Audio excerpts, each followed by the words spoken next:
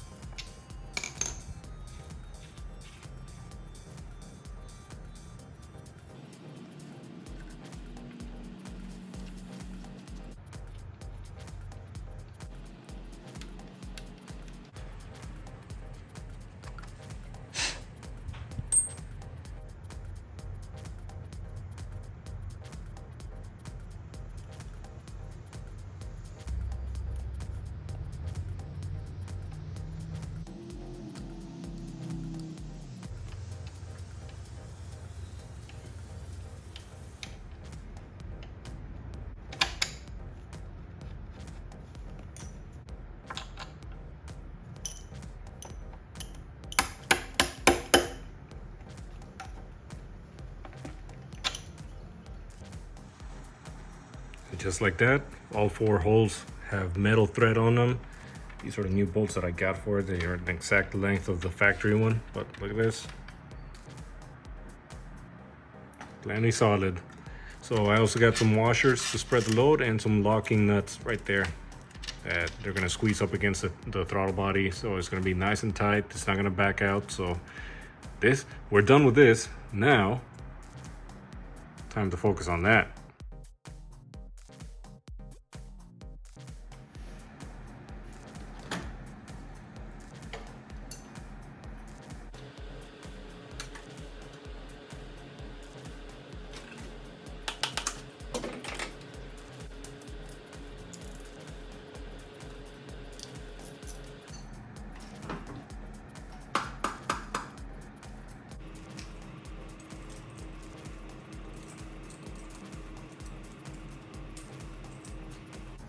All right, so now that we got the hard line out of the way, I need to disconnect the electrical connection to the high pressure fuel pump, which is down here. I know it's hard to tell, but this same harness also goes to this temperature sensor. I think that's the oil temperature sensor that's on the side of the block. And Spool does provide an updated one that has a shallow head and a pigtail, so that way you're not gonna run into it.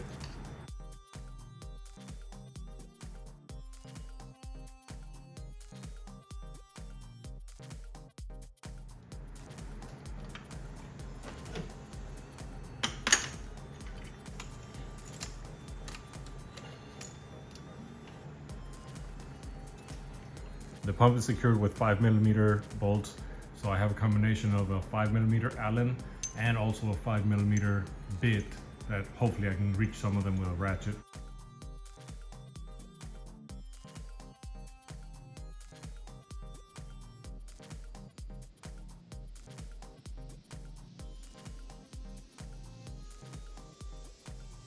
You probably didn't catch it during the fast recording, but I was only able to use the ratchet on the very top bolt.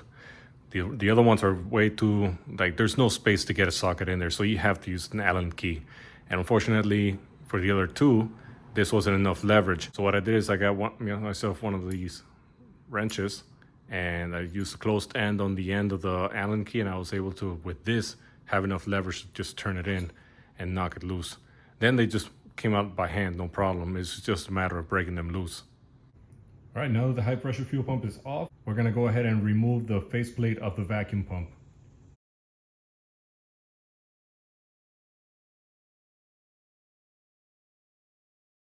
All right, so here we have all the components I've removed so far. This is the feed line, this is the low side. You got the pump itself, those brackets that just got in the way, mounting hardware, high pressure line, and this is the faceplate of the vacuum pump. You see there's a nipple there for it. So what's different between this and the one that they provide? So obviously you have to transfer over the nipple, but both of them are aluminum, but the BMW one is made out of cast aluminum, whereas this one is made from a single billet of aluminum. This is much, much stronger. With that said, this is where I'm at. So let's see if we can see it. More or less right around there, you have the oil temperature sensor, and Spool did provide us with a new one. That's, you see there's a more shallow mount. Instead of having the connector poking outward, it's this here. I'll show you a comparison in a second, but this will allow us to have some clearance against the longer protrusion of the vacuum pump plate, overdrive, and high pressure fuel pump.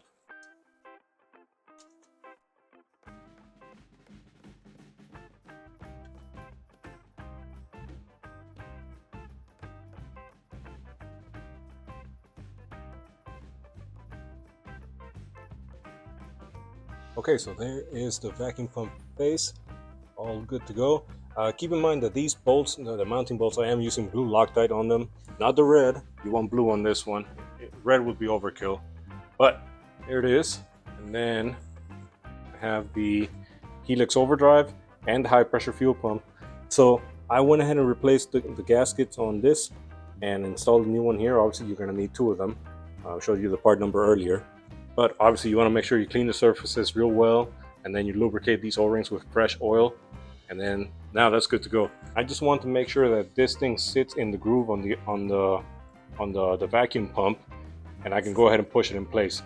Then I'm going to go ahead and it's going to be a lot of trial and error, so just be ready for that.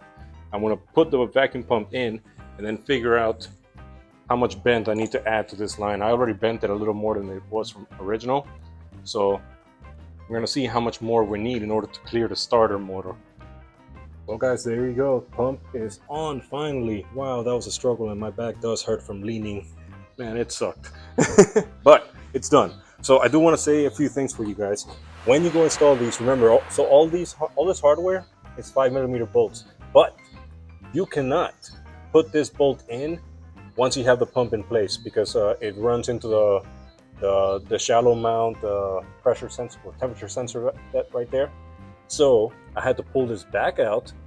You put in all the 3 bolts first. You put them, you put the longer bolts there, so you have 3 mounting bolts, and I learned that one of them was shorter. The shorter one goes to the bottom down here, and then the longer 2 are the ones that go through the bracket. You got to put them on the pump first, as one unit between the high pressure fuel pump, the bracket, high pressure fuel pump, and the helix, and then you bring them together as one into the vacuum pump. That's because there's no way you're going to be able to get that this back one, that bolt in once you have it installed.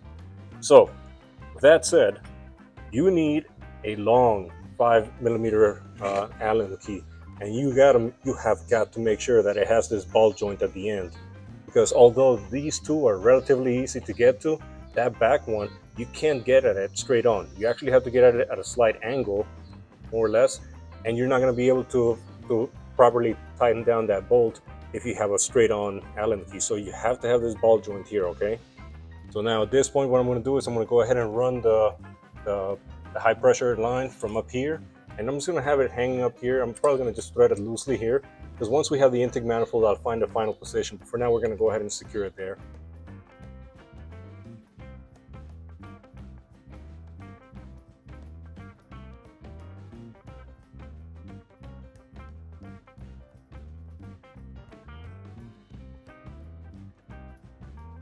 Hey guys, so here we go. Both lines are in, as you can tell. Got the high side here, looped up into the rail, and then the low side I was finally able to put enough bend on it to clear the starter. So you see most of my bend was right here on the straight shot going to the sensor. So maybe about an inch ahead of the sensor I did most of my bending. That's about a 30 degree bend. I also closed in this bend here, and I just barely cleared the starter there. I got maybe 3mm, 2mm. Now it's still a little loose, but I mean, I have tightened it all the way down. I have plenty of clearance, so we are good. It's not going to be making contact. And then for this end, I mean, the hose is right here, so all I'm going to do is reroute it from this side and just connect there. And that way, this will be nice and low, out of the way from everything. So at this point, I think I'm ready to start connecting all my electrical stuff here and bringing the intake manifold over.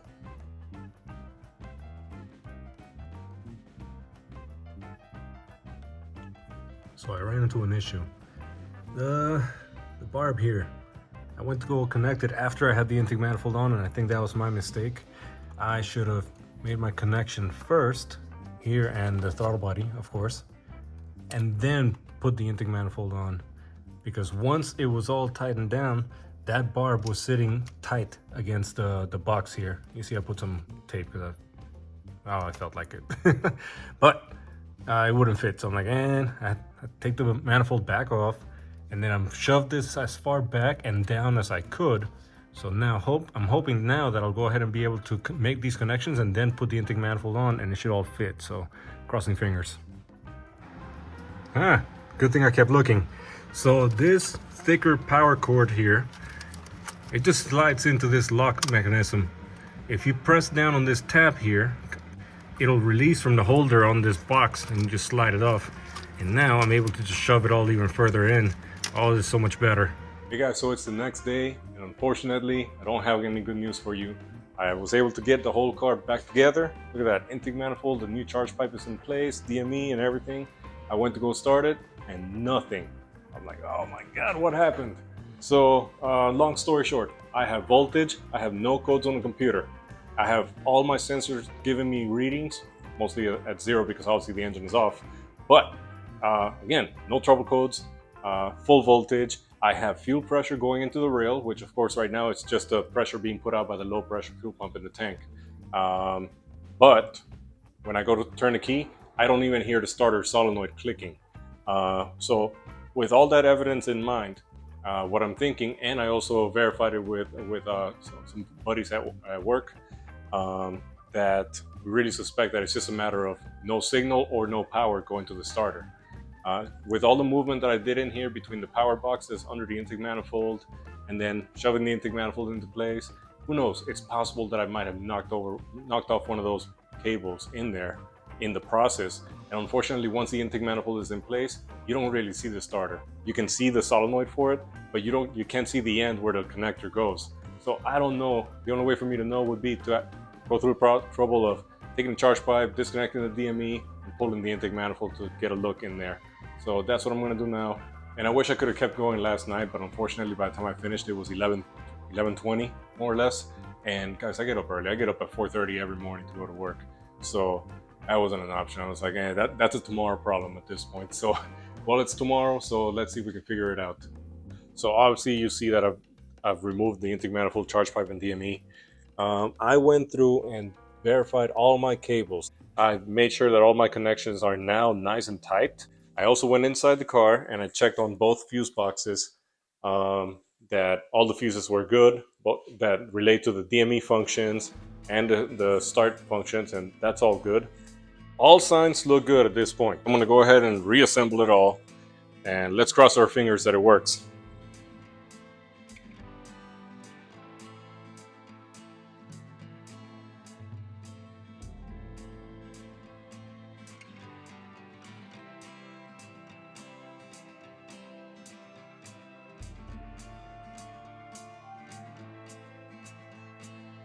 Engine is all back together. Let's give it a shot.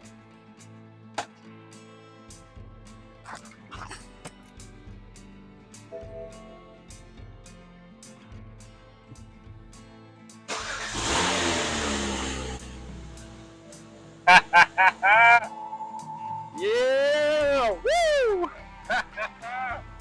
And I don't hear any rattle. Oh, this is good. Okay,